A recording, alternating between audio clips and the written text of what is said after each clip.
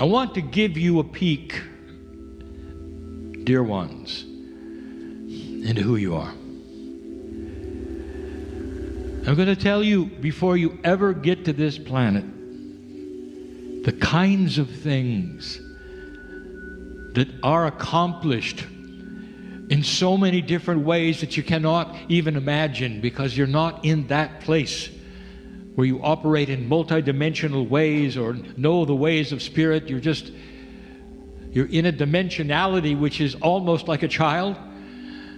And so these things may not make that much sense, or how it's done or when it's done, but it's done. I'm going to give you some mechanics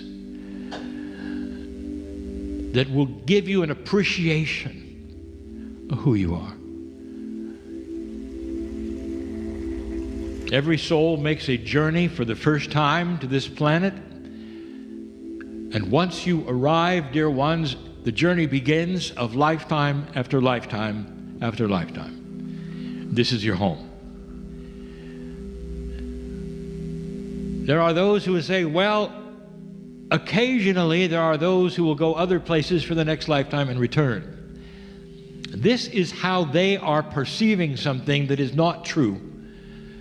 It's not the reality. It's outside of time for them, but it seems that way for them. For that which you remember esoterically does not have a timestamp. And so sometimes it's mixed up. You think it was yesterday, it was 3 lifetimes ago. That's the way these things seem and they work. And so the first thing I want to tell you is this: once you arrive here, dear ones, you are a human on earth for the duration until it's time to leave. And when it is time to leave and you stop then incarnating, you don't come back. So every single one who hears this or listens to me potentially has been here over and over, nowhere else. And so it's kind of like the school of earth. The duration of your lives, how many times you've been here, all individual. We've even given you information that is mysterious. You incarnate together for so many lifetimes and then move on to other groups for so many lifetimes. There's always that which is planning, that is also very respectful of humanity. We've told you about the system of gender change and how it respects that which is comfortable for you, and how for many, many lifetimes you would be a woman, and then there's a change and many times you'd be a man. So that you don't have that which would be coming in and not recognizing who you are, that there would be a comfortable time when you return to the planet and you again realize the gender is the same. There's a comfortability that allows you to exist more peaceful. This is for you. It makes sense. It's common sense, all of the systems. And I use the system because it's the only word you have for something which is not a system. It's simply a way of working, if you even want to call it work. The way of spirit, the way of God, if you want to say that, of the preparation of a human soul to get to this planet, of how it's treated, how you're looked at, the magnificence of who you are, and how you're seen. It's far more than you know. And it's not a system. It's not even a plan. It's more like a party. When you're not here, dear ones, everything you can imagine that isn't here is added on to you. We sing your name in light. You are a piece of that which is the universe, which is God, which is the Creator, which is Spirit. Souls are not countable. And you might think, well, how do you keep track of them? And the answer is yes. There's no keeping track. That is such a human idea, that you must compartmentalize, identify, sort, and file. When a soul is not here, and that soul is with Spirit, It's part of the whole of God. That God that can listen to billions of prayers all at once, the benevolence, the love, the beauty, the light, that's where the soul is. What is the identification of you? How do you then fit into that conglomeration, that soup that is God? And the answer is very well, thank you. You don't have to figure it out. The soup is enormous. That God that you barely think you know, which is so benevolent and beautiful that you are part of, has something split away that becomes your soul. And when you get to this planet, which we're going to do in part 2, every bit of that is hidden. And it's discoverable with free choice. You come in neutral, dear ones. And that is the test, and that is the plan. Can you, by yourself, pull that together through lifetime after lifetime and start asking the questions where you'll discover what's there? So let me tell you what's there. Before a soul ever comes to this planet, either for the first time or the 100th or 1000th time, it's prepared. There is a preparation to come to this corporeal form of yours. Let's talk about the soul that's coming in again. It's easier to talk about that because you'll relate to that more. The soul is you. And without what's coming next, you wouldn't even recognize that which is you. Because that which is you and is pure, is angelic. It doesn't have your name. And I want to tell you something if you hadn't figured it out before. This earth of yours is very, very young and very new.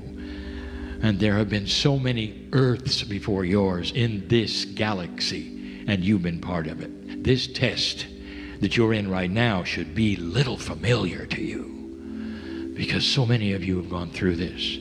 And that, we'll get to it, is the source of your peace.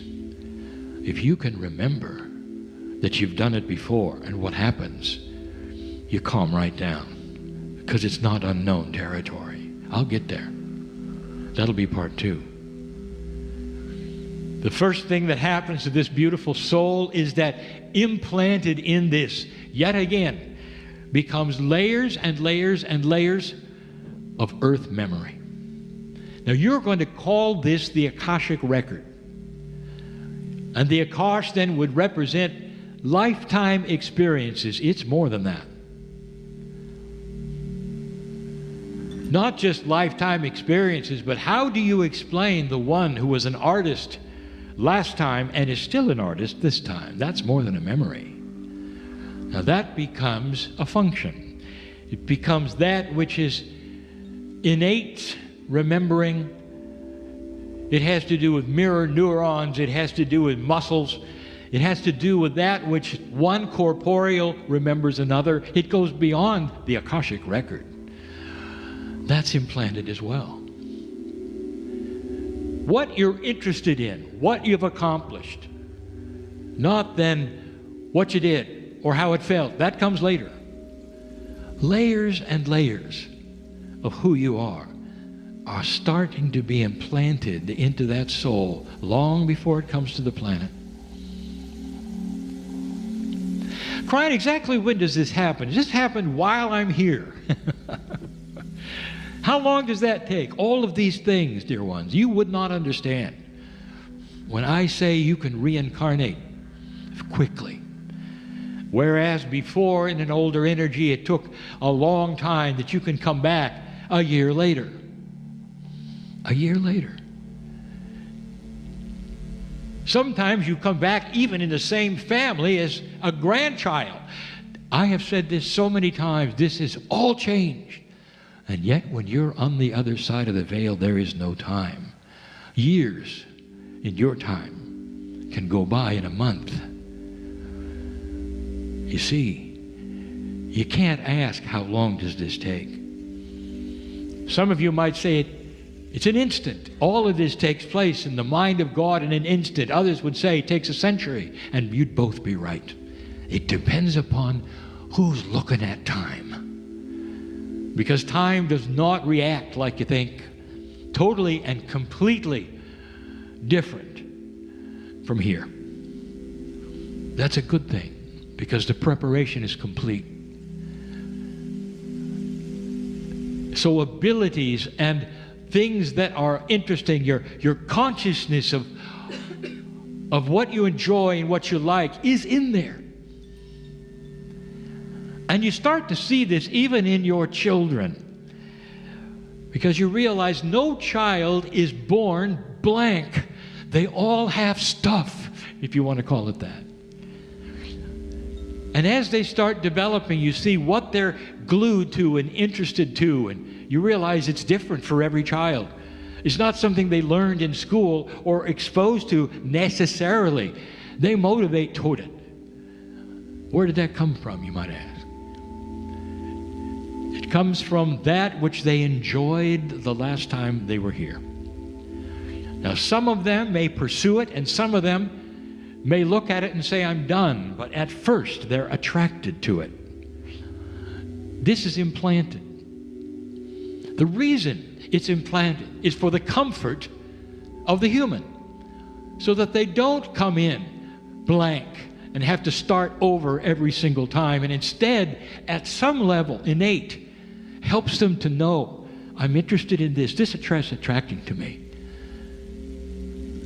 Perhaps you've noticed that the ones who have art and poetry and music, composition, talent, that is so strong that sometimes they simply continue what they were doing the last lifetime. That ought to tell you something about the relative strengths of experience. Playing and singing will outweigh being an accountant. That's funny. So you understand that certain attributes of spirit might even be angelic. Creativity will be first to be seen. And then come the memories. And many of these memories are what we're going to call Gaia dependent. In other words, they're not going to show up in your lifetime unless there is an alliance with the Gaia. Ask any indigenous how Gaia works with a human soul, and they'll tell you it's part of their cosmology. There must be the connection with Earth in order for you to understand the wisdom of your ancestors. That's a quote. And if you haven't had that connection and it's not part of your belief system, maybe it should be, because there's a lot missing. What if you had ancestors who wanted to speak to you? What's the vehicle? I'll tell you. It's in Gaia. That's where it is. That's where it's stored. That's the mechanism. You have had thousands of years of indigenous telling you this. And so many in this first world have thrown this away, thinking that's trite.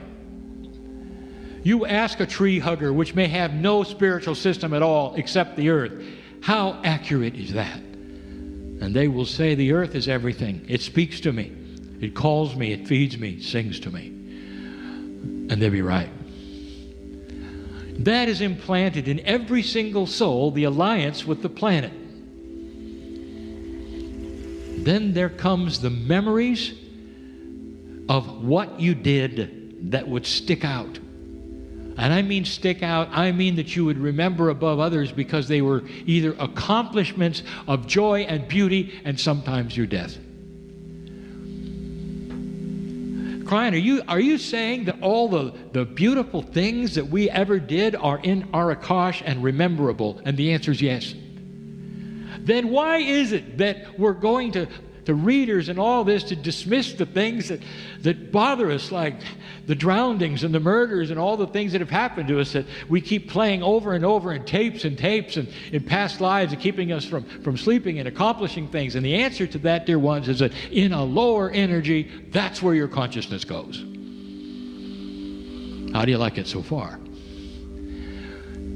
All the good things are there. The most beautiful times a woman would ever have, the birth of a child looking in their eyes for the first time, the euphoria of romance, all of these things are there. Feeling good is something that is very, very spiritual, dear ones. It's natural, it's blessed. Why aren't you feeling those things? And the answer is because you chose a lower consciousness. And that, my dear friends, is changing. Some of you are going to start remembering the good stuff. It's interesting and it's funny. There will be those who remember the good stuff and are bouncing around the walls and crying in joy and saying, "What's wrong with me? We've got to go see a doctor." So then there will be happy doctors. You go to when you're too happy. These are the things humans do, because you'll think something's wrong with you when you start to become balanced, because you've never been balanced. You've always gone to the negative, and that is the nature that we speak of, that starts to change and starts to shift. It's already started, but an old soul expects it. An old soul is starting to learn how to create it. Create it. Go in and mine the good things and suppress the things that you do not want to surface. It's your Akasha. Has anyone told you you have power over your own Akasha? You do. There are so many who want to tell you you have no power over anything. The worst one is when they say your body just does what it does. You watch it. You are in control of absolutely everything. That is a learning experience. That is a higher consciousness exercise. It's all there. You come in equipped. All this information, all these mechanics, if you want to say, are starting to be implanted right now in this story in your soul. The best things that happen, the most challenging things that happened, all there for you to balance. Wisdom. The wisdom that you've seen and experienced, even the wisdom you've cast away, is there. All of it. Nothing is missing. There are those who say, well, in the Akashic record, you know, only certain things survive the system of dying and rebirth. And that is not so. It's all there. It accumulates. And it accumulates in a way that sorts itself for magnificence. It's the human being who comes in and decides to resort it into misery. I just told you one of the keys for happiness is to get rid of the sorting system that you decided was good for you. That's free choice.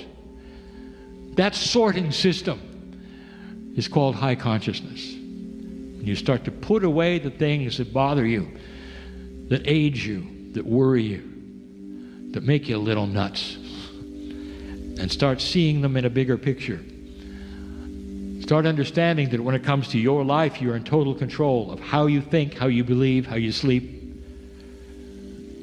And that it's okay to wake up happy. And it's all right to put your feet on the floor and say, thank you, God, this day is a good one, just like the last one. And if there are challenges that come my way, let me understand them and use my wisdom to solve them. And let me move out of a challenge without remembering it as an issue or a problem, so that I'm peaceful with all things. This is the balance that comes to you from what is implanted in your soul. Your soul comes equipped, dear ones, for balance.